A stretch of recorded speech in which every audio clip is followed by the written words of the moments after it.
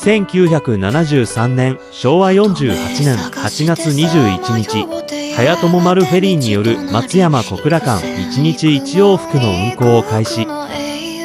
その後いろいろな局面を経て2025年令和7年6月30日、フェリー来島フェリーが松山小倉間の定期運行を終了。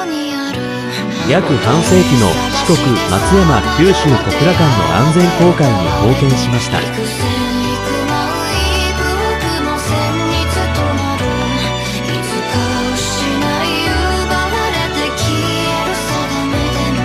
半世紀にわたり思い出をありがとう。